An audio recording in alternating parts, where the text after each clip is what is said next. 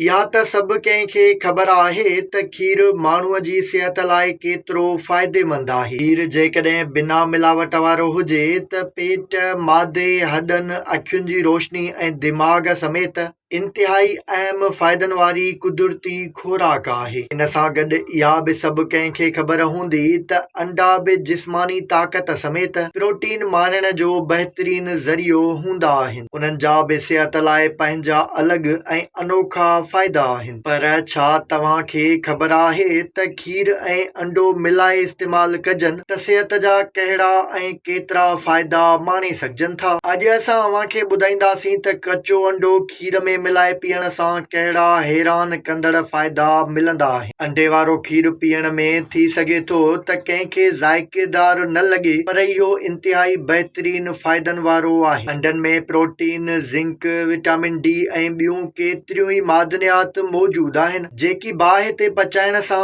अंडनि मां ख़तम त नाहिनि थींदियूं, पर घटिजी ज़रूर वेंदियूं आहिनि। इन जो मतिलबु इहो थियो त जेकॾहिं बहितरीन प्रोटीन, ज़िंक ऐं विटामिन डी घुर्जे त कचे अंडनि जो इस्तेमालु कयो वञे, जेको केतिरनि ई माण्हुनि लाइ तमामु ॾुखियो हूंदो। सियारे जी मौसम लॻभॻि शुरू थी चुकी आहे, उन करे जेकॾहिं खीर में कचा अंडा मिलाए इस्तेमालु कजनि त थोरे ई ॾींहनि में तमामु असराइता साबित थींदा। सियारे जी मौसम में कचो अंडो ऐं खीर मिलाए पीअण सां मुख़्तलिफ़ मौसमी बीमारियुनि, गले जी ख़राबी, नज़ले, ज़ुकाम, चमड़ी जी बीमारियुनि ऐं ख़ासि करे थधि लॻण खां हिफ़ाज़त मिलंदी आहे। इहो सख़्त सीअ में जिस्म खे गरम रखण लाइ तमामु बहितरीन खुराक आहे। कचे अंडे में मौजूद विटामिन B12 ऐं प्रोटीन जे झझे मिक़दार समेत विटामिन A, D, E ऐं K जो बि झझो मिक़दार हूंदो आहे, जेको खीर जी ख़ासियतुनि सां मिली करे असांजी गॾियल सिहत लाइ अनेक हाकारी फ़ाइदनि वारो बणिजी वञे थो। अंडे में दिमाग़ खे ताक़त ॾींदड़ हेबोफ्लाविन जुज़ बि मौजूद हूंदो आहे, जेको खीर में मिली दिमाग़ जे ॿीणे फ़ाइदनि वारो बणिजी वञे थो।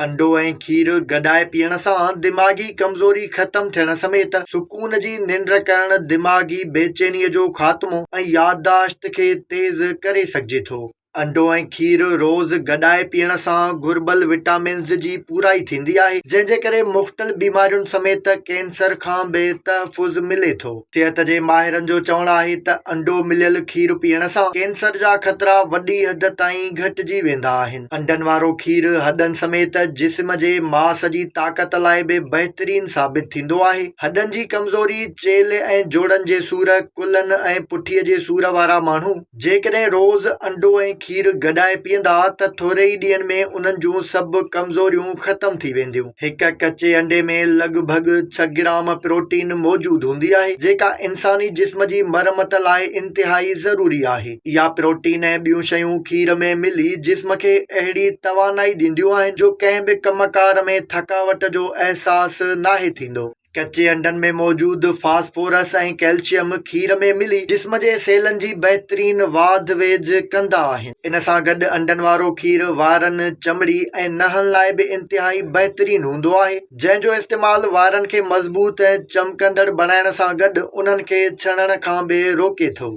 इन लाइ हिकु गिलास खीर में अंडे जी फिकी ज़र्दी विझी सही नमूने गॾाए हल्को गरम करे इस्तेमालु करणु घुर्जे। इहो ध्यानु रखियो वञे त खीर खे गरम करण दौरान कंहिं चमचे सां गॾाए अंडे खे उॿरण खां बचायो वञे। अंडे वारे खीर में मिश्री, माखी, नंढा फोटा थोरे मिक़दार में हेड ज़ाइके तौरु मिलाए सघिजे थी।